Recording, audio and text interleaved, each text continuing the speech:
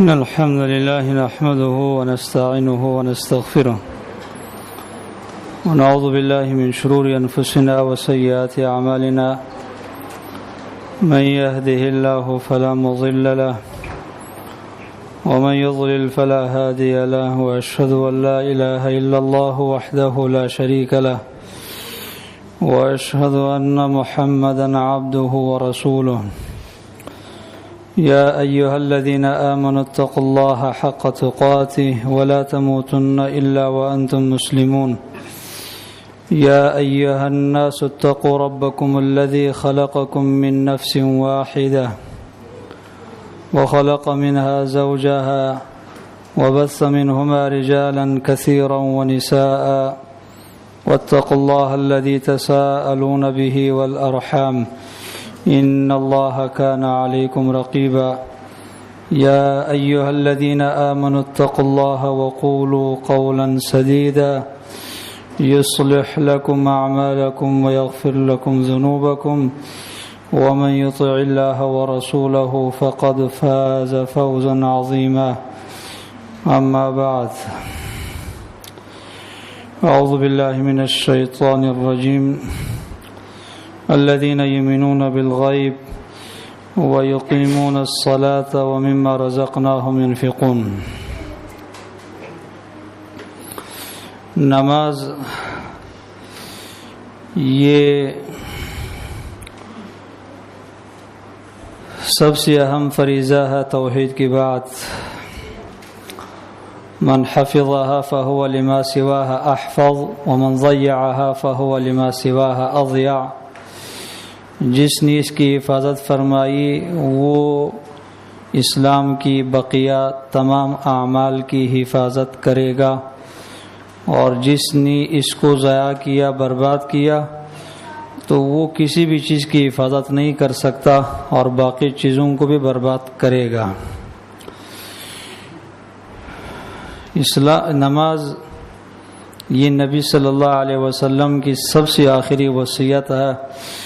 جب اس دنیا سے رخصت ہو رہے تھے، الصلاۃ وما ملکت ایمانکم، آپ نے کہا کہ نماز کی حفاظت کیا کرو اور جو تمہارے ماتحت افراد ہے ان کے حقوق کا خیال کیا کرو. یہ اللہ سبحانہ و تعالی نے قرآن کریم میں 89 یعنی 89 مرتبہ اللہ عز و جل نے اس کا ذکر کیا ہے. یہ 89 اس کی اہمیت پر دلیل ہے کہ اللہ عز و جل نے اتنی کثرت کے ساتھ اس کو قرآن کریم میں ذکر کیا ہے. نماز یہ مومن کا معراج ہے، یہ مسلمان کے لیے راحت ہے. نبی صلی اللہ علیہ وسلم کو جب پریشانی آتی تھی تو آپ بلال سے کہا کرتے تھے کہ ارحنا بلال بالصلاۃ، بلال ہمیں نماز قائم کر کے راحت پہنچاؤ. یہ تھوڑا سا ایمان ہو تو انسان کو تجربہ بھی ہوتا ہے.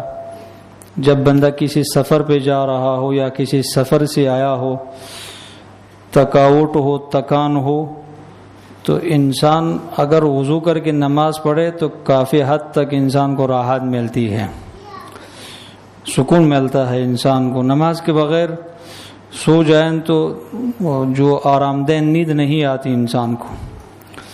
غرض نماز کے فضائل بہت زیادہ ہے، پچھلے درس میں کچھ ان کی طرف اشارہ ہوا تھا. نماز کے احکام کی طرف آ جائیں تو نماز کے جو احکام ہے، اگر اس کی تفصیل میں ہم چلے جائیں، اس کی تمام جزیات کو دلائل کے ساتھ بیان کریں تو پھر 1 سال دروس کی ضرورت ہے. پورا 1 سال صرف موضوع نماز رہے اور اس پر انسان پھر تفصیلاً گفتگو کرے. لہٰذا ہم بہت زیادہ تفصیل میں نہیں جائیں گی اور نہ بہت ہی زیادہ مختصر، بلکہ توسط کا خیال کریں گے، درمیانہ چلیں گے انشاءاللہ تعالی. ہر مسئلے میں 1 یا 2 دلائل کو بیان کر کے اس پر اکتفا کرتے ہیں. حدیث کی کتاب آپ کوئی بھی اٹھائیں، صحیح بخاری سے شروع بلوغ المرام تک، تو بقیہ جو مسائل ہے طہارت اور صوم، زکوٰۃ، حج، نکاح، بیوع، دیات و امثال ذالک، یہ مختصر کتابیں ہیں.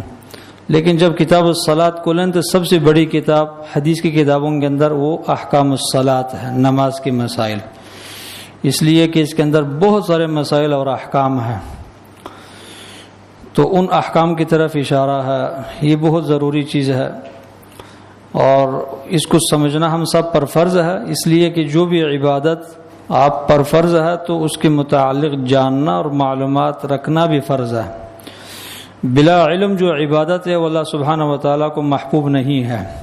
علی وجہ البصیرت جو عبادت ہے وہ اللہ کو بہت زیادہ پسند ہے. تو نماز دو چیزوں سے مرکب ہے، ایک نماز کا جسم ہے اور ایک نماز کا روح ہے. نماز کی روح جس طرح کہ انسان دو عناصر سے مرکب ہے، ایک عنصر الروح اور دوسرا عنصر الجسم، تو اسی طرح نماز کے اندر بھی دو عنصر ہے، ایک جسم ہے اور ایک روح ہے. تو نماز کا جو جسم ہے اس کا سنت کے مطابق ہونا بہت ضروری ہے. سنت کے ڈھانچے کے اندر ڈالنی چاہیے نماز کو. اپنی نماز کی جو قالب ہے، جو شکل ہے، جو ظاہری اس کی ہیئت ہے، جو ظاہری افعال ہے، ان کا سنت کے مطابق ہونا ضروری ہے، فرض ہے. نبی صلی اللہ علیہ وسلم نے فرمایا صلوا کما رأیتمونی اصلی، تم نماز پڑھ لو جس طرح کہ مجھے نماز پڑھتے ہوئے دیکھتے ہو. تو ہم نے تو اللہ کے رسول کو نہیں دیکھا نماز پڑھتے ہوئے، لیکن صحابہ کرام نے اپنے آنکھوں کے ساتھ دیکھا اور وہ تمام حرکات، سکنات اور کیفیات، افعال صحابہ نے مین وعن، الف سے لے کر یا تک بالضبط ہم تک پہنچا دیا ہے. لہٰذا یعنی یہ آپ کہہ سکتے ہیں کہ سنت کے مطابق نماز پڑھنا فرض ہے، اور پھر اس کے اندر جو مسائل ہے وہ الگ ہے کہ کوئی فرض ہے کوئی سنت ہے، لیکن من حیث المجموع سنت کے مطابق نماز پڑھنا یہ فرض ہے. تو نماز ویسے طہارت سے شروع کرنی چاہیے، لیکن وہ بھی ہم نے بحث چھوڑ دیا ہے. تو نماز کی سب سے پہلے جو چیز ہے وہ نماز کی نیت ہے. نماز کی نیت کب کرنی ہے؟ اذان سے قبل. اب ٹائم جیسا ہی داخل ہوا ہے یا ٹائم داخل ہونے والا ہے تو آپ نے نماز کی نیت کرنی ہے، یا کم از کم اذان ہونے کے بعد. اگر بہت زیادہ غفلت طاری ہے تو اذان ہونے کے بعد نماز کی نیت کر لینی چاہیے. نماز کی نیت کیا کرنی ہے؟ یعنی اپنے دل میں اللہ سبحانہ و تعالیٰ کی رضا کی نیت کرنی ہے کہ اب میں جو ہے نا اللہ سبحانہ و تعالیٰ کو راضی کرنا چاہتا ہوں. کیا کر کے راضی کرنا چاہتا ہوں؟ نماز پڑھ کر کے اپنے رب کو میں خوش کرنا چاہتا ہوں. یہ نیت ہے نماز کی، یہ نیت ہونی چاہیے. اذان کا مطلب بھی اعلان بدخول الوقت ہے.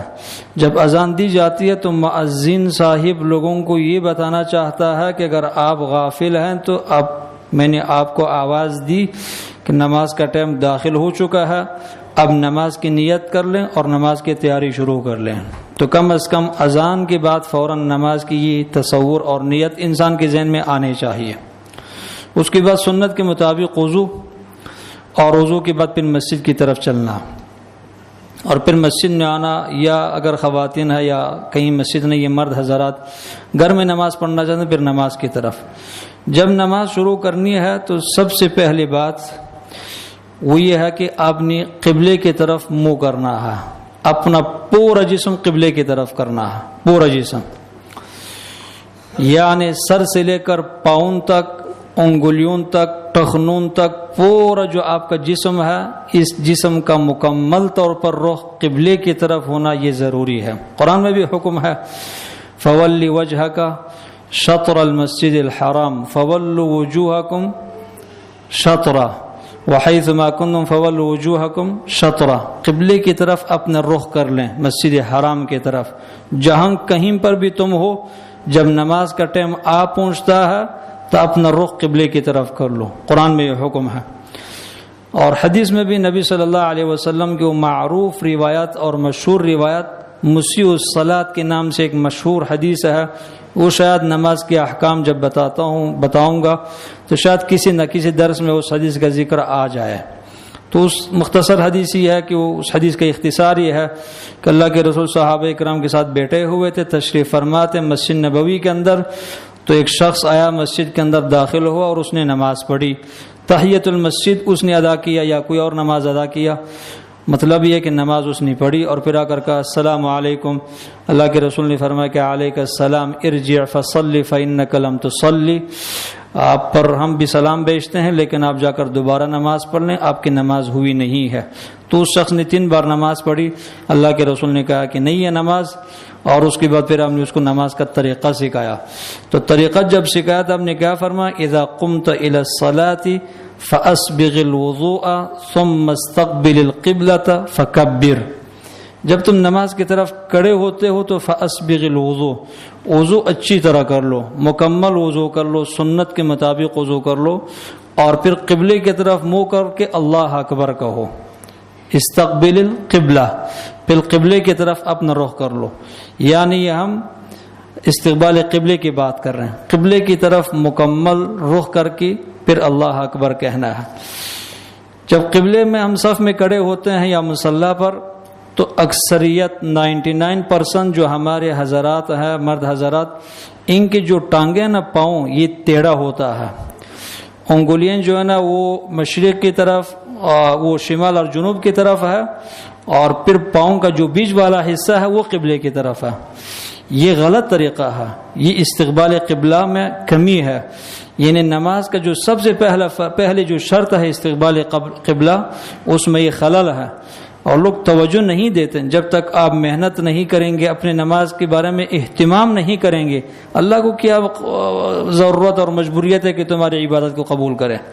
تو یہ ٹانگیں مکمل طور پر ایڑی سے لے کر انگلیوں کی سر تک اس کو مکمل قبلے کی طرف رکھنا ہے، پاؤں ٹیڑھے نہیں ہونے چاہیے، بالکل پاؤں سیدھا قبلے کی طرف ہونے چاہیے، رخ بھی قبلے کی طرف، اور اس سے پھر دل بھی قبلے کی طرف متوجہ ہو جاتا ہے۔ تو استقبال قبلہ، استقبال قبلے کے بعد اگر جماعت کی نماز ہے تو صف میں مل کر کھڑا ہونا یہ بہت ضروری ہے۔ تسویۃ الصفوف، آپ ابو داؤد اٹھا لیں، سنن نسائی اٹھا لیں، سنن ترمذی، صحیح بخاری، تسویۃ الصفوف کے نام سے محدثین باب باندھتے ہیں، صفوں کو برابر کرنا، سیدھی کرنا، یہ بہت ہی ضروری مسئلہ ہے، اور یہ اجماعی مسئلہ ہے۔ اجماعی کا مطلب یہ ہے کہ یہ جو فقہی مذاہب معروف ہے، حنفی، شافعی، مالکی، حنبلی، ظاہری وغیرہ وغیرہ، ان تمام فقہاء اکرام کا اس پر اتفاق ہے، اختلاف نہیں ہے۔ فقہ نفی کی معتبر کتاب فتویٰ شامی، اس میں یہ وضاحت کے ساتھ اس نے لکھ لیا ہے کہ یہ صف میں مل کر کھڑا ہونا ضروری ہے، اور کہا کہ یہ نماز کے واجبات میں سے ہے۔ اس با انصاف آدمی نے، عالم نے اس کو نماز کے واجبات میں سے شمار کیا ہے کہ نہیں واجب ہے، کیونکہ اس نے دلیل دیا کہ اللہ کے رسول نے فرمایا کہ من قطع صفا قطعہ اللہ، جس نے صف کو کاٹ دی تو اللہ رب العزت اس کو اپنے رحمت سے کاٹ دے۔ تو اس لیے اس حدیث سے پتہ چلتا ہے کہ نماز میں مل کر کھڑا ہونا ضروری ہے۔ اب صف میں جو لوگ کھڑے ہیں، چاہے وہ مرد یا خواتین، سب کے لیے مل کر کھڑا ہونا ضروری ہے۔ ایک کتاب ہے اسلامی دنیا میں، ایک کتاب ہے جس کا نام سنن دارقطنی ہے، حدیث کی کتاب ہے۔ اس پر ایک تعلیق لکھا ہے، حاشیہ لکھا ہے بر صغیر کے ایک ممتاز عالم علامہ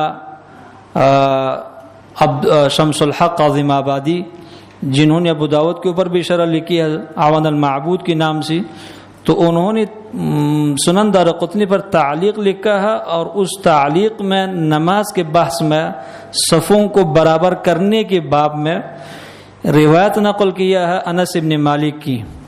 انس ابن مالک رضی اللہ عنہ تابعین سے شکایت کرتے تھے کہ عجیب معاملہ ہے کہ تم ہمارے طرح صف نہیں بناتے ہو، جس طرح کہ ہم نبی کریم صلی اللہ علیہ وسلم کے زمانے میں صف باندھتے تھے، تم اس طرح کی صف نہیں باندھتے ہو۔ کننا نلزق الکعب بالکعب والقدم بالقدم والمنکب بالمنکب، اللہ کے رسول کے زمانے میں ہم ٹخنوں کو ٹخنوں کے ساتھ ملاتے تھے، اور پاؤں کو پاؤں کے ساتھ ملاتے تھے، کندھوں کو کندھوں کے ساتھ ملاتے تھے.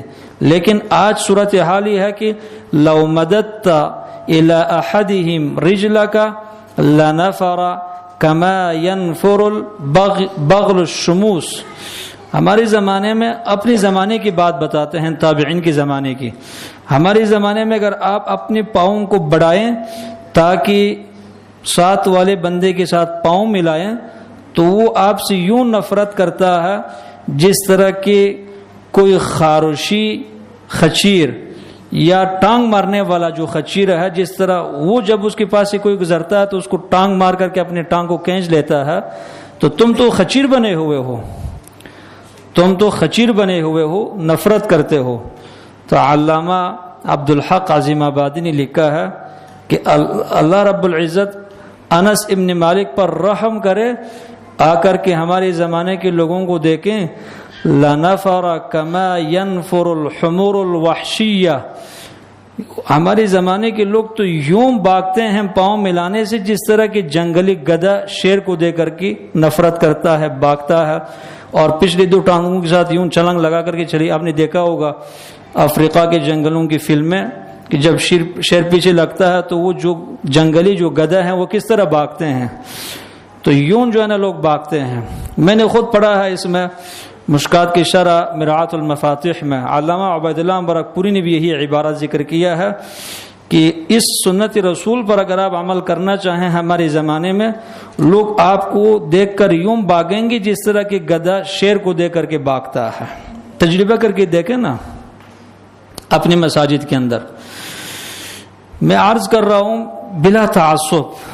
الحمدللہ ہمارے دروس میں یہ خصوصیت ہے کہ اس میں کوئی تعصب، کسی مذہبی، فکری، قومی، امام، کسی قسم کا کوئی تعصب نہیں ہے. صرف اللہ رسول کی بات اللہ کے بندوں تک پہنچانا. تو غرض یہ ہے کہ صحابہ اپنے زمانے کے لوگوں سے شکوہ کیا کرتے تھے کہ تم اس سنت رسول سے کیوں بھاگتے ہو، اس سنت رسول سے کیوں بھاگتے ہو. تو پھر ابو داؤد نے باب باندھا ہے. نعمان ابن بشیر کی روایت، نعمان ابن بشیر رضی اللہ عنہما بیان کرتے ہیں کہ ہم نبی صلی اللہ علیہ وسلم کی اقتداء میں جب صفوں میں کھڑے ہوتے تھے تو یوں کھڑے ہوتے تھے کہ ٹخنے کو ٹخنے کے ساتھ ملاتے تھے، کندھے کو کندھے کے ساتھ، پاؤں کو پاؤں کے ساتھ ملاتے تھے. لیکن اس سنت پر عمل کرنے کا مطلب ہی نہیں کہ آپ اتنی شدت اور سختی اختیار کریں کہ اپنے پاؤں کو بس جمع کر کے کھڑے ہو جائیں، تنگ کھڑے ہو جائیں، اپنے پاؤں کے بیچ میں فاصلہ کم رکھیں اور صف میں جب کھڑے ہوتے ہیں تو بس ایک دوسرے کا جسم دوسرے کے ساتھ جو ہے نا اتنا ٹچ ہوا ہو کہ آپ کے نماز کے اندر خشوع نہ رہے، تنگی محسوس کریں. یہ مطلب ایسا نہیں کرنا. نہ افراط ہے نہ تفریط، نہ حد سے بڑھنا ہے اور نہ پیچھے ہٹنا ہے. جعلناکم امتاً وسطاً. یہ امت ایک درمیانی امت ہے. تو عقیدے میں بھی درمیانی ہے، احکام پر عمل کرنے میں بھی درمیانی امت ہے، اخلاق میں بھی درمیانی امت ہے، ہر مسئلے میں ہی درمیانی امت ہے. تو وسطیت کا خیال کرنا ہے. تو کس طرح رکھنا ہے پاؤں؟ اپنی جسامت کے بقدر، جتنے آپ کے کندھے چوڑے ہیں اس کے بقدر ٹانگیں کھولنا ہے اور پھر ایک دوسرے کے ساتھ مل کر کے کھڑے ہونے کی کوشش کرنی ہے. یہ اتفاقی اور اجماعی بات میں کر رہا ہوں کہ فقہائے احناف بھی اس کو ضروری سمجھتے ہیں نماز کے اندر. تو مل کر کھڑا ہونا ہے. اگر صف نہیں ہے تو پھر اس میں کوئی حرج نہیں ہے. نبی صلی اللہ علیہ وسلم کے زمانے میں، خلفاء رضوان اللہ علیہم اجمعین کے زمانے میں صف بندی کا خاص اہتمام ہوا کرتا تھا. وہ صفوں کے اندر پھرتے تھے اور لوگوں کو حکم دیا کرتے تھے کہ تم پاؤں کے ساتھ پاؤں ملاؤ. لیکن ہمارے زمانے میں چونکہ نماز کی کوئی خاص اہمیت نہیں ہے، اس چیز کا اگر اہتمام کیا جائے تو لوگ بڑا غصہ کرتے ہیں. یہ غلط طریقہ ہے. اس کو کسی تنظیم جماعت کے ساتھ خاص نہیں کرنی. یہ نبی صلی اللہ علیہ وسلم کی سنت ہے. کچھ لوگ نے کہا کہ بس یہ تو ان لوگوں کی سنت ہے جو وہابی ہے. وہابیت کوئی فرقہ بھی نہیں ہے اس دنیا کے اندر اور نہیں ان کی سنت ہے. اور پھر جو سنت پر عمل کرنے والے لوگ انہوں نے کہا کہ بس یہ ایک خاص تنظیم کی سنت ہے، جماعت دعویٰ کی سنت ہے. ان کو اللہ جزائے خیر دے اس چیز کا وہ خیال کرتے ہیں. ان کی سنت نہیں ہے. نہ یہ جو ہے نا وہابیوں کی سنت ہے، نہ کسی تنظیم اور جماعت کی سنت ہے. یہ اللہ کے رسول کی سنت ہے. تو اس پر سب نے عمل کرنا ہے. جو صف میں مل کر کھڑے ہونا ہے. اگر کوئی نہیں ہے تو اپنے پاؤں کو اپنے کندھوں کے برابر کھولنا ہے اور قبلہ رخ ہو کر کھڑا ہونا ہے. کھڑے ہونے کے بعد یہاں جو نیت پڑھی جاتی ہے اس نیت کا کوئی ذکر نہیں حدیث کی کتابوں میں کہ نیت ہے 4 رکعت نماز کی نیت ہے، امام حاضہ کے پیچھے نیت ہے. اس کی کوئی ضرورت نہیں. اگر یہ سب کچھ بتانا ہے تو پھر تاریخ بھی بتا دیں، پھر ماہینہ بھی بتا دیں، پھر دن بھی بتا دیں، پھر ٹائم بھی بتا دیں، پھر مسجد کا جو مسجد جہاں واقع ہے وہ اس کا بھی تعین کریں گے فلان مسجد میں نے نماز پڑھی ہے، تاکہ جو کرامن کاتبین ان سے غلطی نہ ہو جائے، بھول نہ جائیں. پھر سب کچھ بتا دیں. اس کا حدیث میں ذکر نہیں ہے، اور فقہا نے اور اس طرح علماء نے اور علماء لغت نے نیت کی جو تعریف لکھی ہے کیا ہے، نیت ارادۃ القلب وقصدہ ومحلہ القلب. نیت اس کا جو محل اور مرکز ہے وہ دل ہے، اور دل کی ارادے کو نیت کہتے ہیں. یہ صرف ایک ارادہ ہے، اور عرف میں بھی یہی ہے. آپ کسی سے کوئی بات کرنا چاہتے ہیں تو آپ اس کو کہیں گے یار میرے ذہن میں نیت میں ایک بات تھی، آپ سے بات کرنا چاہتا تھا لیکن وہ اس موقع کو مناسب نہیں سمجھا تو میں نے آپ سے بات نہیں کی. اب نیت میں بات تھی، یا میں نے آپ کے پاس آنے کی نیت کی تھی زبان سے نہیں کہا تھا. تو عرف میں بھی نیت کا تعلق دل سے ہے، اور عرف میں بھی نیت کی جو تعریف ہے وہ ارادۃ القلب ہے، دل کا ارادہ ہے. تو نہ قرآن میں، نہ حدیث میں، نہ آثار سلف میں، نہ اقوال سلف میں، نہ عمل سلف میں نیت کی الفاظ کا کوئی ذکر نہیں ہے، نہ نماز میں، نہ روزے میں، نہ کسی اور عمل میں سوا عمرے کی. عمرہ اور حج میں وہ ایک حدیث میں ہے. تو نیت وہی ہے جو آپ نے وضو سے قبول کی تھی، بس وہی نیت. آپ کو پتہ ہے کہ کون سی نماز ہے آپ نے پڑھنی ہے. تو نیت کرنے کے بعد پھر کیا کرنا ہے؟ نیت کرنے کے بعد اللہ اکبر کہنا ہے. اپنے ہاتھوں کو اٹھا کر کے اللہ اکبر کہنا ہے. اللہ اکبر کو یہی چھوڑ دیں. اس سے پہلے ایک بات اور ہے، وہ یہ کہ کھڑے ہو کر نماز پڑھنی ہے. کھڑے ہو کر نماز پڑھنا، یہ کھڑا ہونا فرضی نمازوں میں یہ نماز کے شرائط میں سے ایک شرط ہے. یعنی جو کھڑا ہونے کی طاقت رکھتا ہو اور بیٹھ کر کے نماز پڑھ لے تو اس کی نماز نہیں ہوگی. یہ بھی اتفاقی بات ہے کہ کھڑے ہونے کی استطاعت ہو اور انسان کھڑے ہو کر نماز نہ پڑھے تو اس کی نماز نہیں ہوگی. کون سی نماز؟ فرضی نماز. یعنی فرضی نماز میں کھڑا ہو کر نماز پڑھنا ضروری ہے. اس مسئلے کو بخوبی سمجھنے کی کوشش کریں. لیکن اگر کھڑے ہونے کی استطاعت نہ ہو کسی عذر کی وجہ سے، کہ بیماری ہے یا خوف ہے، دشمن ہے، کوئی وجہ ہے کہ انسان کھڑا نہیں ہو سکتا، بیٹھ کر کے نماز پڑھ لے، تو نماز کے اجر میں کوئی کمی نہیں آئے گی. صاحب العذر، جو شخص معذور ہو، انہیں کھڑے ہونے کی استطاعت نہ رکھتا ہو، بیٹھ کر کے نماز پڑھ لے، تو بیٹھ کر نماز پڑھنے پر اس کو اتنا ہی اجر ملے گا جتنا کہ کھڑے ہو کر نماز پڑھنے پر اس کو ملنا تھا. اس لیے کہ منعہ العذر، کھڑے ہونے سے اس کو کس چیز نے روکا ہے؟ عذر نے روکا ہے. تو یہ معذور انسان ہے، لہذا بیٹھ کر نماز پڑھنے میں اس کی اجر میں کوئی کمی نہیں آئے گی. یہ بات فرضی نماز کے متعلق. جو سنت اور نفلی نماز ہے اس میں آپ کو اختیار ہے کہ کھڑے ہو کر نماز پڑھ لیں گے یا بیٹھ کر کے پڑھ لیں گے. لیکن اگر بلا عذر سنت اور نوافل بیٹھ کر کے پڑھ لیں گی تو اس کے اجر میں کمی آئے گی، نصف اجر ملے گا.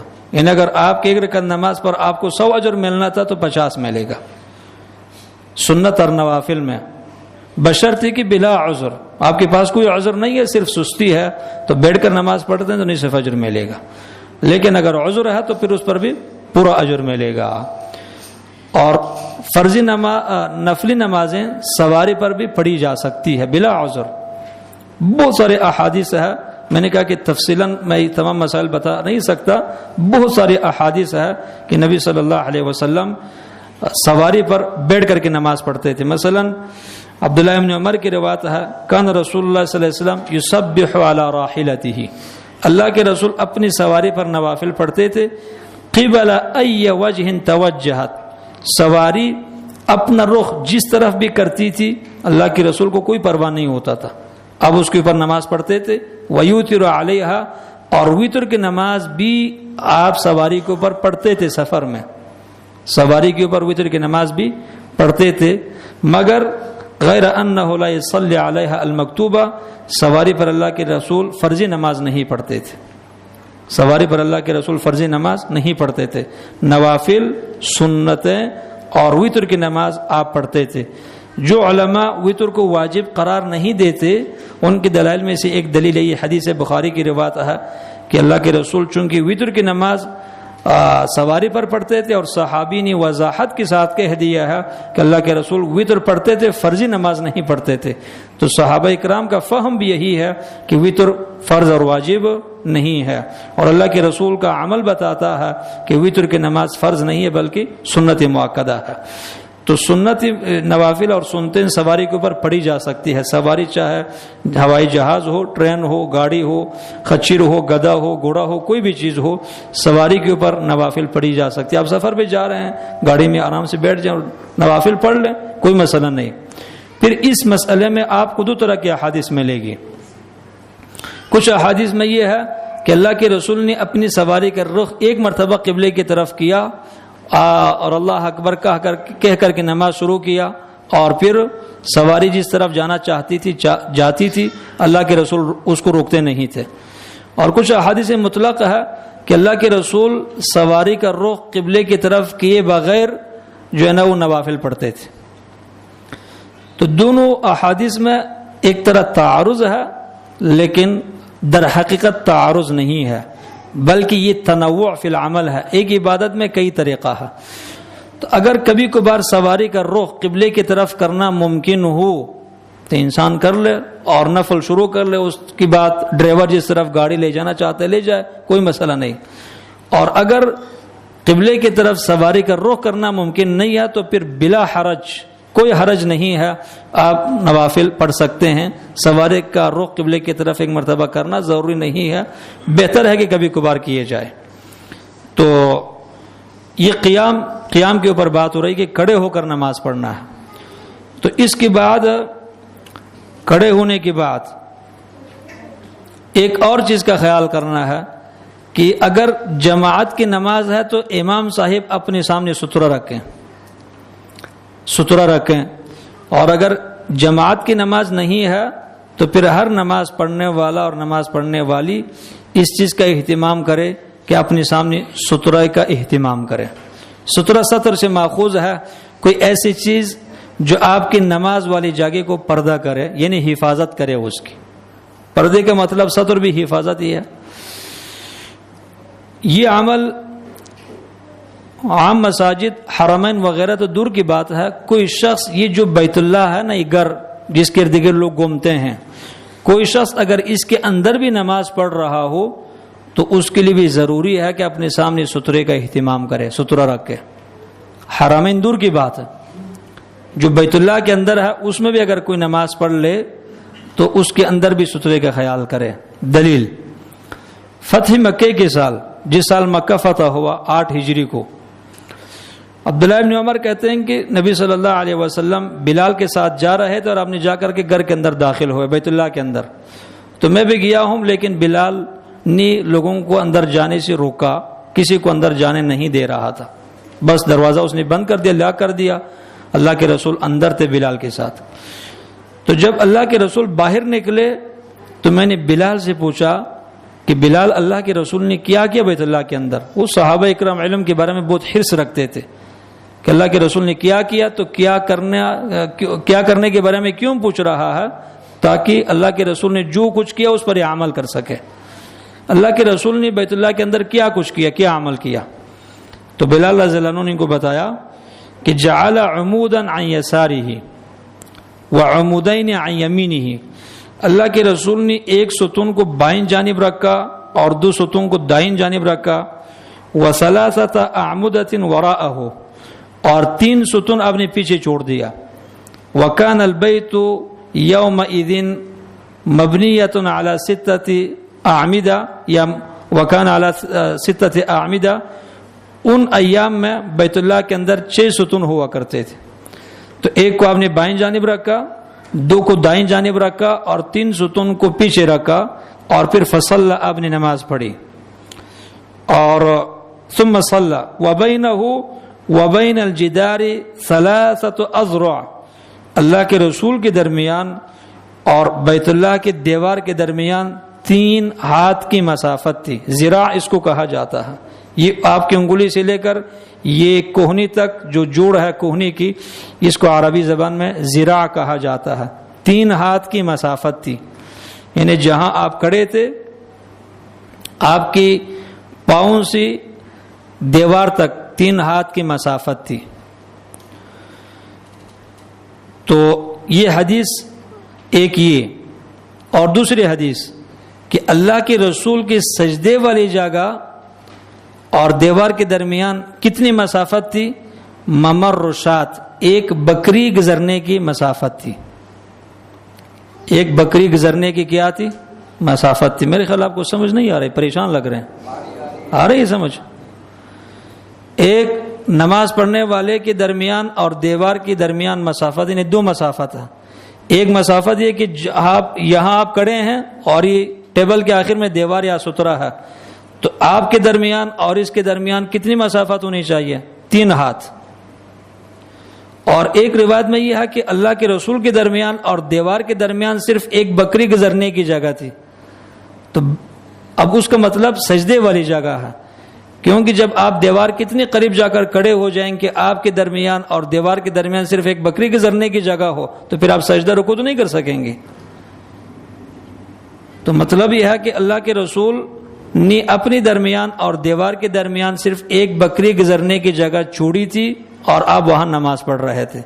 تو یہ حدیث ہمیں یہ بتاتی ہے کہ جب آپ سترہ رکھتے ہیں تو جب آپ سجدہ کرتے ہیں تو آپ کا سر سترے کے ساتھ نہ لگے، بلکہ آپ کے سر کے درمیان اور سترے کے درمیان ایک بکری گزرنے کی برابر جگہ ہونی چاہیے. ٹھیک ہے. ابھی نماز اللہ کے رسول نے کہاں پڑھی ہے؟ بیت اللہ کے اندر پڑھی ہے. یہ تقریر میں نہیں کر رہا، آپ سے میں مسائل آپ کو بتا رہا ہوں، یہ گفتگو ہے ہمارے درمیان. تو اللہ کے رسول نے بیت اللہ کے اندر بھی سترے کا کیا ہے؟ اہتمام کیا ہے، خیال کیا ہے. تو لہٰذا یہ سترہ بہت ضروری ہے. نبی صلی اللہ علیہ وسلم نے اس کا حکم دیا ہے، اور جو میرا فہم ہے احادیث سے، میرے فہم کے مطابق احادیث کے جو الفاظ ہیں ان سے پتہ چلتا ہے کہ سترہ یہ واجب ہے، سترہ رکھنا ہی کیا ہے واجب ہے. اب دیکھیں جب اللہ کے رسول نے بیت اللہ کے اندر ہی سترے کا خیال کیا ہے، اس حال میں کہ دروازہ بند، دروازہ بیت اللہ کا بند، اور بلال بھی پیچھے کھڑے ہیں دروازے کے پیچھے، اور کسی کو اندر آنے کی اجازت نہیں دی جا رہی ہے، اور مکی آنے کی بھی اندر گنجائش نہیں تھی، پھر بھی اللہ کے رسول نے کیا ہے؟ سترے کا خیال کیا ہے. ابھی آپ اس حدیث کے علاوہ سترے کے متعلق جتنی احادیث ہے کسی مولوی کے پاس لے جائیں جس نے سترے کا خیال نہ کیا، اس کو کہیں گے نماز میں تو سترے کا خیال کرنے چاہیے. انتہائی آرامی کے ساتھ بلا جھجک آپ کو کہے گا یہ صحراؤں کے متعلق ہے، یا ہر مسجد میں اس پر عمل کرنا ضروری نہیں ہے، یہ وہاں اس پر عمل کریں جہاں کسی کے گزرنے کا خدشہ ہو، یہاں ہمارے سامنے گزرنے کا خدشہ نہیں ہے، آرام سے کہے گا. انہیں گو کہ یہ اللہ کے رسول کی بات نہیں ہے، کسی عام مولوی کی بات ہے. اللہ کے رسول کا احترام ہو تو پھر ایک مسلمان جب اللہ کے رسول کی حدیث پر رد کرتا ہے تو پھر اس کے دل میں تھوڑا سا خوف آ جائے، پھر تھوڑا سا ڈرے، کس نے مجھے حدیث سنائی ہے، میں تھوڑا سا سوچوں سمجھوں، ایسا نہ ہو کہ میں حدیث کی مخالفت کر لوں. بڑے آرامی کے ساتھ کہیں گے یہ مسجد کے متعلق نہیں ہے حدیث. بلکہ میں نے کچھ مسجدوں میں یہ معاملہ خود دیکھا ہے کہ وہاں لوگ جان بوجھ کر کے دوسری اور تیسری صف میں کھڑے ہوتے ہیں، اس لیے کہ وہاں کچھ لوگ ہیں جو سترے کا حکم دیتے ہیں. بھئی ضد کس کے ساتھ ہے؟ یہ اسلام ہے. انا للہ و انا الیہ راجعون.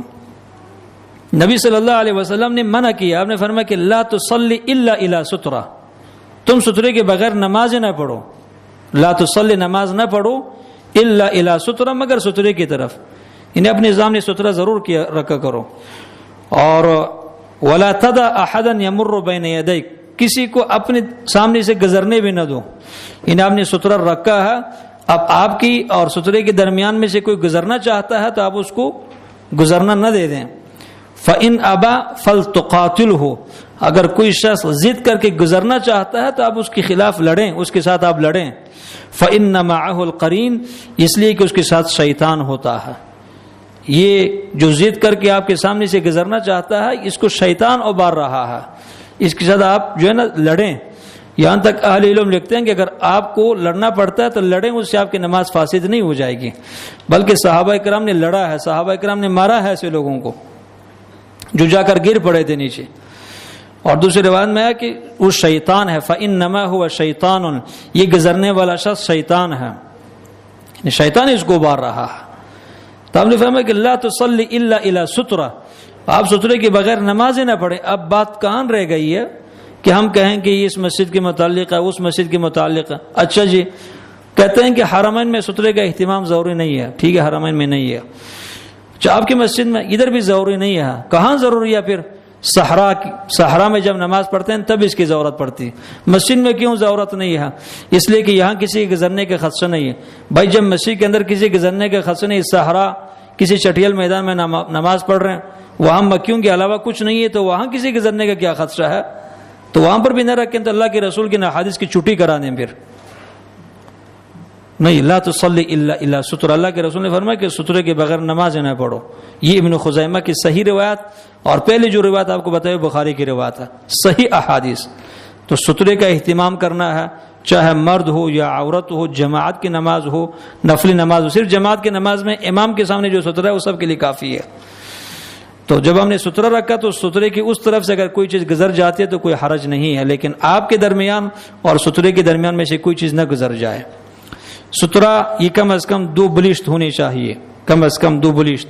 اللہ کے رسول نے کبھی اپنی سواری کو سترہ بنایا، کبھی آپ نے سواری کے اوپر جو پالان ہے اس کو سترہ بنایا، اور کبھی آپ نے عائشہ صدیقہ رضی اللہ عنہا کے چارپائی کو سترہ بنایا، اور کبھی آپ نے دیوار کو سترہ بنایا، کبھی آپ نے ستون کو سترہ بنایا ہے، کبھی آپ نے اپنی تلوار کو سترہ بنایا، کبھی اپنی نیزے کو آپ نے سترہ بنایا ہے، اور کبھی لکیر کینچا ہے. اس میں وسعت ہے، گنجائش ہے، کسی بھی چیز کو آپ سترہ بنا سکتے ہیں. ستون ہو، دیوار ہو، چارپائی ہو، اسی طرح کوئی ٹیبل ہو، کرسی ہو، کوئی لاٹھی ہو.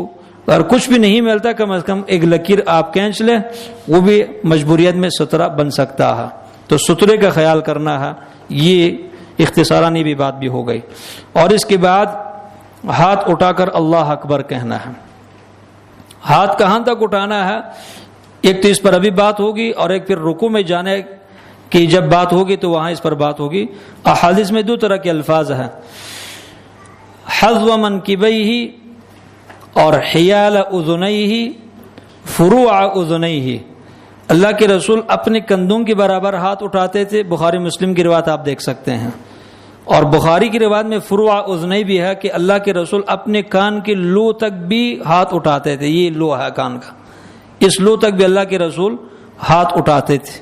جو سب سے نچلے حصہ ہے کان کا، اللہ کے رسول نے وہاں تک بھی ہاتھ اٹھایا ہے اور کندھوں کے برابر بھی ہاتھ اٹھایا ہے. اس میں کوئی تعصب اور ضد نہیں کرنی کسی کے ساتھ. کان میں لے جا کر کے انگوٹھے کو لگانا، اس کا کوئی ثبوت نہیں ہے. واللہ ثم واللہ، یہاں تک کہ کسی فقہی کتاب میں بھی نہیں ہے. فقہ کے اوپر جو لکھی گئی کتابیں نا، فقہ کے اوپر، اس میں بھی مسئلہ نہیں ہے. یہ مسئلہ کہاں ہے؟ یہ عوام الناس کی حدیث ہے. جو بے خبر لوگ ہیں ان کو بھائی کان میں کیا ہے کہ آپ نے ضرور جا کر انگوٹھے کو لگانا ہے، کان گر جائے گا آپ کو، آپ اس کو کوئی وہ سہارا دینا چاہتے ہیں، کیا مسئلہ ہے اس کو؟ یا نماز پڑھنے سے توبہ کرنی ہے، کان کو ہاتھ لگا رہے ہیں. اور اس میں تو یہ لوگ کہتے ہیں میری توبہ توبہ. تو نماز پڑھنے سے توبہ تو نہیں کرنی، نماز پڑھنی ہے. تو ہاتھ کو کان میں لے جا کر، یہ ہاتھ کو کان میں لگانا، اس کا ذکر کسی بھی مذہب میں نہیں ہے. یہ چیلنج ہے عام. دنیا کا کوئی بھی عالم مجھے کسی فقہ کی عبارت دکھائے کہ کسی معتبر فقی نے لکھا ہو کہ جب آپ نماز پڑھتے ہیں تو کان کو ہاتھ لگانا ہوتا ہے. اس کا کہیں بھی ذکر نہیں ہے. صحیح احادیث بلا تعصب الحمدللہ مسئلہ بیان کرتے ہیں. کبھی کندھے کے برابر اٹھائیں، کبھی کان کے لو کے برابر اٹھائیں. کسی نے کہا یار آپ عجیب بات کرتے ہیں، ہمارے امام صاحب کو اللہ سبحانہ و تعالیٰ نے بڑی فقاہت دی تھی، دین کے بارے میں بڑی بصیرت دی تھی. انہوں نے آ کر کے ان تمام احادیث کو جمع کیا. کیا کیا انہوں نے؟ بس جو یہ ہتھیلی کا جو آخری حصہ ہے انہیں جوڑ یہ کندھے کے برابر ہونے چاہیے اور یہ جو انگلیاں کان کے برابر ہونے چاہیے، بس اسی پر آپ عمل کرتے رہیں کل زندگی، دونوں احادیث پر عمل ہوگا. ہم کہیں گے کہ اللہ نے آپ کے امام صاحب کو بڑی بصیرت دی تھی، اللہ نے اپنے رسول کو بڑی بصیرت نہیں دی تھی کہ اللہ کے رسول کیا عمل کرتے تھے؟ آپ کے امام صاحب کو اللہ کے رسول سے بصیرت زیادہ مل گئی ہے، ایسی بات نہیں ہے. یہ تنوع فی العمل ہے. اگر آپ یہ کہہ دیں کہ کبھی ہاتھ کو کان کے لو کے برابر اٹھائیں اور کبھی کندھوں کے برابر اٹھائیں تو کون سی قیامت قائم ہو جائے گی؟ اللہ کے رسول کے دونوں طرح حدیث پر عمل ہوگا. تو اس لیے بلا تعصب احادیث کی روشنی میں یہ دو بخاری مسلم کی روایت میں اب دونوں الفاظ دیکھ سکتے ہیں کہ جب آپ اللہ اکبر کہہ کر کے ہاتھ اٹھاتے ہیں تو اپنے ہاتھ کو کبھی کان کے لو کے برابر یعنی انگلیوں کا سر کان کے لو کے برابر اور کبھی جو ہے نا کندھے کے برابر ہونے چاہیے. تو یہ اس کو رفع الیدین کہا جاتا ہے، دونوں ہاتھوں کو اٹھانا. اور جب ہاتھ اٹھائیں گی تو کیا کہیں گی؟ اللہ اکبر، اللہ اکبر کہیں گی. نماز کے متعلق اللہ کے رسول نے فرمایا کہ تحریمها التکبیر تحلیلها التسلیم. اللہ اکبر سے نماز جو ہے نا شروع ہوتی ہے، یعنی نماز کے علاوہ باقی گفتگو حرام ہوتی ہے، اور سلام پھرنے پر جو ہے نا نماز ختم ہو جاتی ہے. تو تکبیر سے مراد اللہ اکبر ہے. ایک مناظر سے آپ کہہ رہا تھا اپنے مناظرے میں، کہتے تم کہتے ہو کہ ہر چیز حدیث میں ہے اور نماز کے تمام مسائل حدیث میں، مجھے دکھاؤ اللہ اکبر کہاں لکھا ہوا، اللہ اکبر کے الفاظ مجھے دکھاؤ. وہ تو تکبیر ہے، اور تکبیر عربی زبان میں جو ہے نا وہ تعظیم کی کلمات کو کہا جاتا ہے. تو اب اللہ اکبر نہ کہیں، اللہ اجل کہیں، اللہ اعظم کہیں، پھر بھی نماز ہو جاتی ہے. فقہ کی کچھ کتابوں میں بات لکھی ہوئی ہے کہ اللہ اجل اللہ اعظم سے بھی نماز شروع ہو سکتی ہے. یہ تحقیق کی فقیر بیچارے ابن ماجہ کی صحیح روایت ہے جس میں اللہ اکبر کی صراحتاً ذکر ہے. عبداللہ ابن عمر کی روایت ہے، نبی صلی اللہ علیہ وسلم کے بارے میں کہتے ہیں کہ اذا قام الى الصلاة استقبل القبلة ورفع يديه وقال اللہ اکبر. اللہ کے رسول جب نماز میں کھڑے ہوتے تھے تو اپنا رخ قبلے کی طرف کرتے تھے، ورفع یدیہ اپنے دونوں ہاتھوں کو اٹھا کر اللہ اکبر کہتے تھے. بات ختم ہو گئی. تکبیر کے الفاظ کو چلو کہیں کہ اس میں احتمالات ہیں، تو اللہ اکبر میں کون سا احتمال ہے؟ بات ثابت ہو گئی کہ کل دین نماز احادیث کے اندر الحمدللہ ہے اور کل نماز احادیث سے ثابت ہے. یہ ابن ماجہ اور صحیح ابن خزیمہ کی صحیح روایت جس میں اللہ اکبر کا ذکر ہے. بخاری کی روایت میں عائشہ صدیقہ رضی اللہ عنہا کی روایت ہے، اس میں یہ ہے کہ کان رسول اللہ صلی اللہ علیہ وسلم یستفتح الصلاة بالتکبیر ویستفتح القراءة بالحمد للہ رب العالمین. آپ نماز کی ابتدا اللہ اکبر سے کیا کرتے تھے اور قراءت کی ابتدا الحمد للہ رب العالمین سے کیا کرتے تھے. تو وہاں تکبیر ہے عائشہ کی روایت میں رضی اللہ عنہا، اور عبداللہ ابن عمر کی روایت یا انس ابن مالک کی روایت ہے. غالباً ابن ماجہ اور ابن خزیمہ میں اللہ اکبر کے الفاظ ہے کہ اب اللہ اکبر سے نماز شروع کرتے تھے. اللہ اکبر سے نماز شروع. اور ہاتھ جب اٹھاتے ہیں تو آپ کی انگلیوں کے درمیان جو یہ مسافت ہے یہ بہت زیادہ بھی نہیں ہونی چاہیے اور یہ انگلیاں بالکل آپس میں ملے بھی نہیں ہونے چاہیے، بلکہ معمولی سی کشادگی انگلیوں کے درمیان ہونے چاہیے، اور یہ ہاتھ اور آپ کی انگلیوں کا رخ مکمل طور پر قبلے کی طرف ہونے چاہیے. اس میں دو طرح انہیں ہاتھ اٹھانا جائز، ایک تو جلدی اور ایک یہ کہ ہاتھ اٹھانا اور پھر اس کو آہستہ تھوڑا سا کھینچنا. حدیث میں مدہ کا لفظ ہے کہ اللہ کے رسول اپنے ہاتھ کو کھینچتے تھے، انہیں تھوڑا سا کھینچ کر کے یوں جو ہے نا تسلی کر کے پھر اپنے ہاتھ کو باندھنا، یہ بھی درست ہے.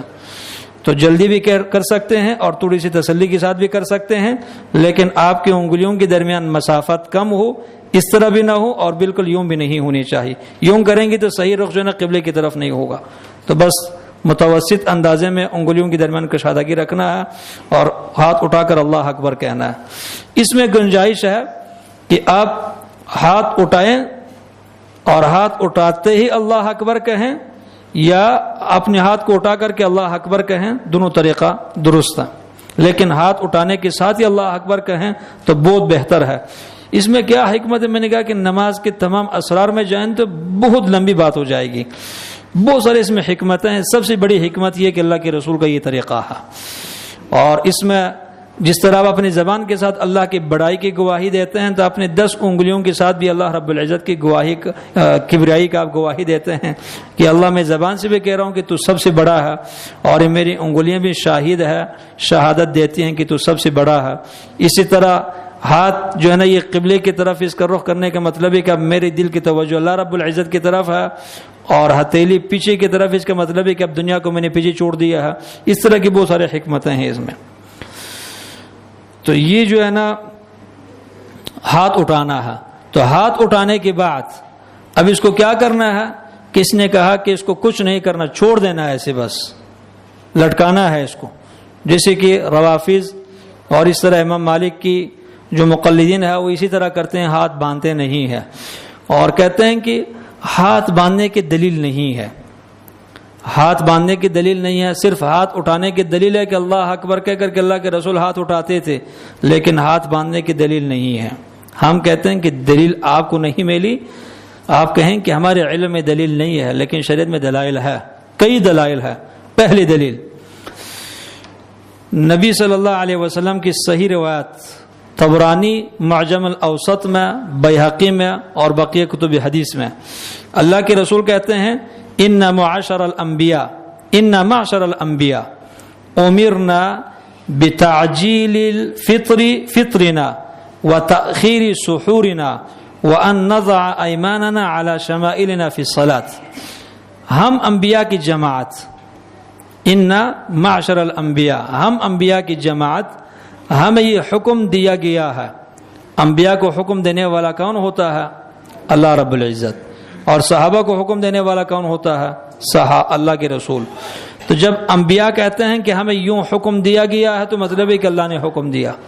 جب صحابہ کہتے ہیں کہ ہمیں حکم دیا گیا، حکم دیا جاتا تھا، تو مطلب ہے کہ اللہ کے رسول نے ان کو حکم دیا۔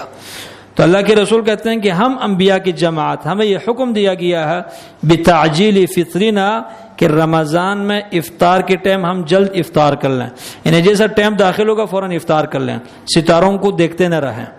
وتاخیر سحورنا، اور سحری ہم لیٹ کر لیں۔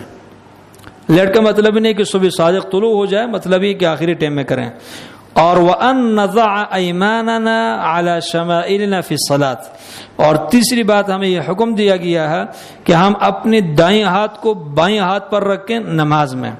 وَأَن نَضَعَ أَيْمَانَنَا عَلَى شَمَائِلِنَا فِي الصَّلَاةِ، کہ ہم اپنی دائیں ہاتھ کو بائیں ہاتھ پر رکھیں نماز میں۔ دلیل آ گئی نا کہ تمام انبیاء کو حکم دیا گیا ہے، صرف اس امت کی بات نہیں ہے، بلکہ کل امتوں میں جو کہ نماز فرض تھی ان کو یہی حکم دیا گیا تھا کہ قیام کے حالات میں ہاتھ کیا کرنا ہے؟ باندھنا ہے۔ تو ہاتھ باندھنے کی یہ دلیل ہے، اور ہاتھ باندھنے کی کیفیت بھی ثابت ہو گئی کہ دائیں ہاتھ بائیں ہاتھ کے اوپر ہونی چاہیے، نہ کہ بائیں ہاتھ دائیں ہاتھ کے اوپر۔ اللہ کے رسول گزر رہے تھے، ایک شخص کو دیکھا کہ اس نے بائیں ہاتھ کو دائیں ہاتھ پر رکھا ہوا تھا، آپ نے اس کا ہاتھ کھینچا تو بائیں ہاتھ کو نیچے اور دائیں ہاتھ کو اوپر رکھا اور کہا یوں نماز پڑھ لو۔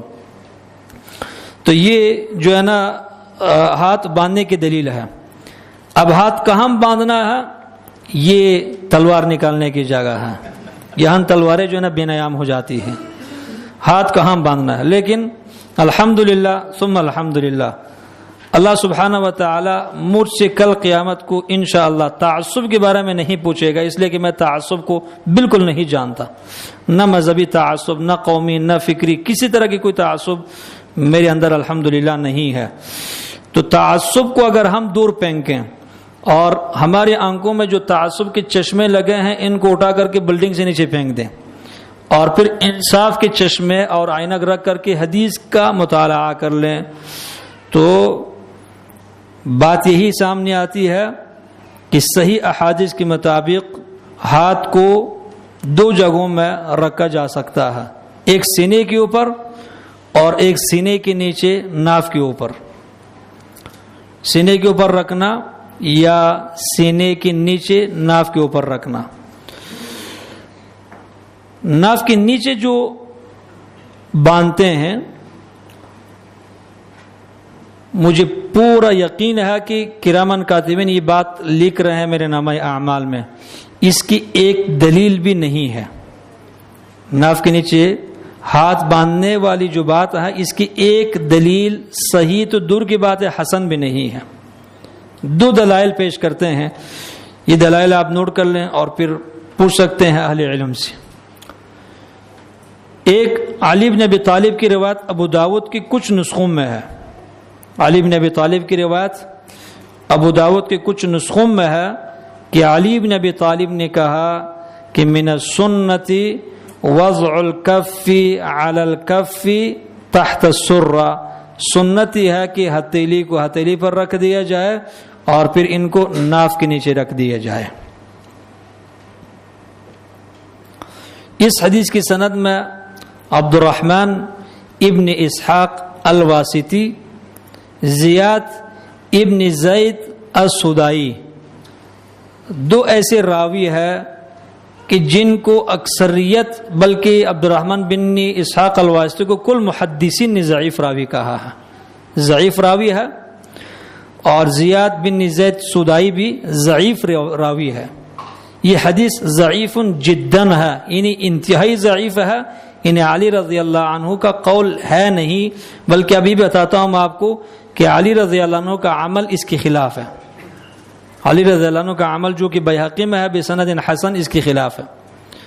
تو ایک روایت یہ پیش کی جاتی ہے جو ابو داود میں ہے، اور اس کے سند میں دو کمزور راوی عبد الرحمن بن اسحاق الواسطی، زیاد ابن زید السدائی۔ دوسری ایک مزے کی روایت پیش کی جاتی ہے، وائل ابن حجر کی روایت مصنف ابن ابی شیبہ میں، مصنف ابن ابی شیبہ کی روایت وائل ابن حجر سی، اس میں نماز کا طریقہ اور پھر اس میں یہ ہے کہ ہاتھ کو ہاتھ پر رکھنا اور ناف کے نیچے رکھنا، تحت السرتی، ناف کے نیچے رکھنا، تحت کا مطلب نیچے اور سرہ کا مطلب ہے ناف، ناف کے نیچے رکھنا۔ اور اس حدیث کی سند کو آپ دیکھیں تو حدیث کی سند بالکل ٹھیک ہے، حدیث کی سند کیا ہے بالکل ٹھیک ہے، لیکن یہ جو تحت السرہ کا جو لفظ ہے نا، یہ نبوی لفظ نہیں ہے، یہ کہاں کا بنا ہوا لفظ ہے؟ دائرۃ المعارف کراچی شہر کے اندر بنا ہوا لفظ ہے۔ یہ لفظ یہ جو مصنف ابن ابی شیبہ کی روایت وائل ابن حجر کی روایت میں یہ جو تحت سرہ کا جو لفظ ہے، یہ وحی آسمانی یا یہ وحی خفی اللہ کے رسول کے الفاظ نہیں ہے، بلکہ کسی لکھنے والے کا کراچی کی دائرۃ المعارف کا الفاظ ہے۔ مصنف ابن ابی شیبہ کی کئی نسخے ہیں، میرے پاس جو نسخہ ہے بیروت کا ہے، لبنان کے اندر چھپا ہوا ہے، اور اس کا ایک نسخہ ہے جو مدینہ کے اندر چھپا ہوا ہے۔ بیروت کے نسخوں میں خلاصہ یہ ہے کہ پاکستان سے باہر جن ممالک میں مصنف ابن ابی شیبہ چھپا ہے اس میں اس حدیث کے اندر تحت سرہ کے الفاظ بالکل نہیں ہیں۔ کراچی دائرۃ المعارف سے جو مصنف ابن ابی شیبہ چھپا ہے، اس شخصیت نے اپنی امام کا دفاع کرنے کے لیے اللہ کے رسول کی اس حدیث میں الفاظ اضافہ کر دیا ہے۔ یہ گارنٹی ہے، چیلنج ہے، کوئی بھی مانگ اللہ اس کو غلط ثابت کرے، جو میری استطاعت میں ہے اس کو انعام دوں گا۔ یہ الفاظ نبی صلی اللہ علیہ وسلم کے الفاظ نہیں ہے، بنا ہوا لفظ ہے۔ یہاں تک کہ متعصب عالم جس نے کتاب لکھی ہے آثار السنن کے نام سے، آثار السنن، آثار السنن ایک حدیث کے اوپر لکھی گئی کتاب ہے، بر صغیر کے عالم نے کتاب لکھی ہے۔ اس کے شروع میں لکھا ہے کہ مجھے اپنی مرشد نے یہ کتاب لکھنے کا حکم دیا، اس نے کہا اس لیے کہ یہ جو بخاری، مسلم، ابو داؤد، ترمذی، مشکات وغیرہ ہے، اس میں تو صرف امام شافعی کی مذہب کی احادیث جمع کر دی گئی ہے۔ یہ چونکہ سب ائمہ شافعی، حنبلی، مالکی تھے تو ان کے مذہب کی احادیث جمع کر دی گئی ہے، ہماری مذہب کی احادیث اس میں نہیں ہے، لہٰذا تم ایک کتاب لکھو جس میں اپنی مذہب کی احادیث جمع کر لو۔ تو اس بیچارے نے اپنی مذہب کو ثابت کرنے کے لیے کتاب جمع کیا ہے، لیکن اس نے بھی یہاں انصاف کیا اور اس نے کہا کہ هذه زیادہ من بعض النساخ او من بعض المطابع، یہ جو تحت سرہ کے الفاظ ہے مصنف ابن ابی شیبہ میں، یہ کسی نسخہ نگار، کسی لکھنے والے نے اپنی طرف سے بڑھایا ہے، یہ خود حنفی بندہ ہے یہ شخص علامہ دموی، اور یا کسی مکتبے والے نے اپنی طرف سے اضافہ کیا ہے. تو لہٰذا تحت سرہ ناف کے نیچے ہاتھ باندھنے کے متعلق جو دو احادیث ہے، ایک تو ثابت نہیں ہے اور دوسری حدیث ضعیف ہے، ضعیف جداً ہے. اب پھر جب یہ ضعیف ہے تو ہاتھ کہاں باندھیں؟ سینے کے اوپر یا سینے کے نیچے ناف کے اوپر. دلیل ایک تو وائل ابن حجر کی روایت صحیح ابن خزیمہ وغیرہ میں ہے کہ نبی صلی اللہ علیہ وسلم کی میں نے اللہ کے رسول کو نماز پڑھتے ہوئے دیکھا تو آپ نے دائیں ہاتھ کو بائیں ہاتھ پر رکھا، ثم وضعهما على الصدر یا شدہ على الصدر، پھر على صدره، پھر اللہ کے رسول نے دائیں ہاتھ کو بائیں ہاتھ پر رکھا اور پھر اپنے ہاتھ کو سینے کے اوپر رکھا. تو صحیح ابن خزیمہ کی صحیح روایت جس میں صراحت ہے کہ على صدره آپ نے اپنے سینے کے اوپر رکھا ہے. سینے پر رکھنا ہے، گلے کے نیچے نہیں رکھنا. کچھ ساتھی اتنا غلو کرتے ہیں یہاں ہاتھ باندھتے ہیں، یہ کوئی سنت نہیں ہے. یہاں ہاتھ باندھنا یا یہاں باندھنا یہ اللہ کی عبادت ہے، اس میں سوچ سمجھ کر کے عبادت کرنی ہے، کھیل کود نہیں ہے. اس کے متعلق جو حدیث پیش کرتے ہیں دلیل سورہ کوثر کی تفسیر میں فصل لربک وانحر، کہ آپ اپنے رب کے لیے نماز پڑھیں اور قربانی کریں. اس آیت کی تفسیر میں وانحر کی تفسیر میں ضعیف جداً ایک روایت منسوب ہے عبداللہ ابن عباس کی طرف، گو کہ عبداللہ ابن عباس نے کہا ہو کہ نماز پڑھتے ہوئے اپنے ہاتھ کو اپنے گلے کے نیچے رکھ دیں. یہ غلط تفسیر ہے، یہ قرآن کی تفسیر نہیں ہے. اور کسی کی تعصب میں آ کر کے قرآن حدیث میں تعریف نہیں کرنا ہوتا اور نہ ہی تعویل کرنی ہے. یہ روایت عبداللہ ابن عباس سے ثابت نہیں ہے، اور ونحر کا یہاں بالکل ہی تفسیر نہیں ہے ونحر کی کہ آپ نماز پڑھتے ہوئے اپنے ہاتھ کو سینے کے نیچے رکھیں، بلکہ یہاں تو مالی اور جسمانی عبادت کا حکم ہے کہ نماز پڑھ لیں اور قربانی کر لیں. ان صلاۃ و نسک کی طرح ہے میری نماز اور میری قربانی. تو ہاتھ کو گلے کے نیچے رکھنا غلط ہے، سینے کے اوپر رکھنا ہے، اور پھر سینے سے نیچے بھی رکھ سکتے ہیں. اور دوسری روایت کہ نبی صلی اللہ علیہ وسلم کے متعلق ثم وضعها يده اليمنى على ظهر كفه اليسرى والرسغ والصاعد على الصدر، بخاری کی روایت. آپ نے اپنی دائیں ہاتھ کو بائیں ہاتھ کی پشت پر رکھا، اپنی جوڑ پر اور اپنی، اس کو کلائی کہتے ہیں اردو میں، کلائی پر رکھا.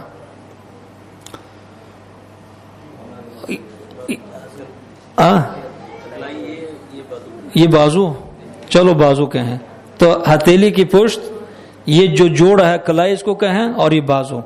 تو اللہ کے رسول نے اپنے ہاتھ کو، یہ کس کتاب کی روایت ہے؟ بخاری کی روایت. راوی کون ہے؟ سہل ابن سعد الساعدی. وہ کہتے ہیں کہ اللہ کے رسول نے اپنے ہاتھ کو یوں رکھا ہے. یہ دیکھیں ہتھیلی پر بھی ہے، کلائی پر بھی ہے اور بازو پر بھی ہے. آپ ادھر آ جائیں فرق بھائی. آپ اس طرح اپنے ہاتھ رکھیں، رخ کی طرف کر لیں. تو اپنے ہاتھ کو یہاں رکھیں پہلے، ہاں، اب نیچے کر لیں اس کو. اپنے کمر کو اپنے خم نہیں کریں، نیچے رکھیں. بآسانی کہاں تک آ سکتے آپ کا؟ بآسانی. اور نیچے کر دیں. اور اب اگر اسی طرح نیچے کریں تو کیا ہوگا؟ کمر خم ہو جائے گی. انصاف سے کام لینا. ہاں، لیکن ناف کے نیچے لائیں، بالکل ناف کے نیچے. اور اب غلط ہے نا. دیکھیں نماز میں ہم نے نارمل طریقے سے کھڑا ہونا ہے. تو بخاری کی اس روایت کے مطابق آپ دیکھیں ممکن نہیں ہے سہل ابن سعد الساعدی بیٹھ جائیں. جزاکم اللہ خیر. سہل ابن سعد الساعدی کی روایت کے مطابق کہ آپ اگر اپنے ہاتھ کو یوں رکھیں گے تو ہاتھ ناف کے نیچے آ نہیں سکتا. ہاتھ ناف کے نیچے آ نہیں سکتا. تو کہاں رکھیں گی؟ یا سینے کے نیچے ناف کے اوپر رکھنا ہے، جس طرح کہ امام نووی نے مسلم میں باب باندھا ہے. مسلم امام مسلم کی ہے، لیکن مسلم کی جو تبویب ہے، ابواب کے جو عنوان ہے، یہ امام نووی کی طرف سے ہے. اس میں انہوں نے یہ باب باندھا ہے کہ وضع الیدین تحت الصدر فوق السرہ، ناف کے نیچے، ناف کے اوپر اور سینے کے نیچے ہاتھ باندھنا. تو اس حدیث سے استدلال کرتے ہیں. تو سینے کے نیچے بھی رکھ سکتے ہیں اور سینے کے اوپر بھی رکھ سکتے ہیں. اور پھر میں نے تجربہ کر دیکھا ہے کہ جب سینے کے اوپر ہاتھ رکھ کر کے نماز پڑھتے ہیں بڑا خشوع پیدا ہوتا ہے، اس لیے کہ دل یہی ہے، یعنی ہمارے ہاتھ کے نیچے ہی آتا ہے اور اسی کی حفاظت کرنی ہے ظاہراً و باطناً. تو یہ ہے. اور علی بن ابی طالب کی جو روایت ہے ان کا عمل میں نے بتایا کہ ان کا عمل اس روایت کے خلاف ہے. جو روایت ان کی طرف نسبت کی جاتی ہے کہ ہاتھ نیچے کی ناف کے نیچے باندھنا ہے وہ ضعیف ہے. اور ان سے جو روایت ہے وہ ابو داود میں ہے. ابو طالوت عبد السلام ابن جریر الضبی اپنے باپ سے روایت کرتے ہیں کہ رأیت علیٰ یمسک شمالہ بیمینہ علی الرسغ فوق السرۃ. میں نے دیکھا ہے علی بن ابی طالب کو نماز پڑھتے ہوئے کہ آپ نے اپنے بائیں ہاتھ کو دائیں ہاتھ کے ساتھ پکڑا ہوا تھا اور دائیں ہاتھ رسغ اس جوڑ کے اوپر تھا اور فوق السرۃ ناف کے اوپر ہاتھ رکھا ہوا تھا. ناف سے اوپر فوق السرہ ناف کے اوپر نہیں بلکہ ناف سے اوپر آپ نے ہاتھ رکھا ہوا تھا. تو علی بن ابی طالب بیہقی کی روایت اور بسند حسن درجے کی روایت ہے. علی بن ابی طالب کو نماز پڑھتے ہوئے تابعین نے دیکھا ہے کہ آپ کا ہاتھ ناف کے نیچے نہیں رکھا ہوا تھا. اور اگر علی بن ابی طالب سے روایت ثابت ہوتی کہ آپ کہتے کہ سنت یہ ہے کہ ہاتھ کو ناف کے نیچے رکھ دیا جائے تو کبھی بھی علی اپنی روایت کی مخالفت نہ کرتے. تو آپ کا عمل دلیل ہے کہ آپ سے وہ روایت پہلی روایت ثابت نہیں ہے. تو ہاتھ کو سینے کے اوپر یا سینے کے نیچے ناف کے اوپر رکھ سکتے ہیں. اس میں مرد اور خواتین میں کوئی فرق نہیں ہے. اور یہ بات جو کہ کہی جاتی ہے کہ تو عورتوں کی طرح نماز ہے تو اس دن میں عورت اور مرد دونوں شریک ہے اور عورت اور مرد میں نماز کے معاملے میں کوئی فرق نہیں ہے صحیح احادیث کی روح سے. تو مرد اور خواتین سب اس طریقے کے مطابق نماز پڑھ لیں گے. اور اس کے بعد کیا ہوگا کہ اس کے بعد اذکار، کیونکہ نماز میں دو طرح کی چیزیں ہیں، ایک افعال ہے دوسرا اقوال ہے. اب ہم اس فعل تک پہنچے ہیں کہ اللہ اکبر کہنے کے بعد ہاتھ کو دائیں ہاتھ کو بائیں ہاتھ کی پشت پر رکھنا ہے، اس کے بائیں ہاتھ کی ہتھیلی کی پشت پر، کلائی پر اور بازو پر. اور اس کے بعد کیا کرنا ہے اس کی وضاحت پھر اگلے درس میں ہوگی انشاءاللہ تعالی اگر زندگی رہی. وباللہ تعالی التوفیق وصلی اللہ وسلم علی نبینا محمد وعلی آلہ وصحبہ اجمعین وصحبہ اجمعین وصحبہ اجمعین وصحبہ اجمعین وصحبہ اجمعین وصحبہ اجمعین وصحبہ اجمعین وصحبہ اجمعین وصحبہ اجمعین وصحبہ اجمعین وصحبہ اجمعین وصحبہ اجمعین وصحبہ اجمعین.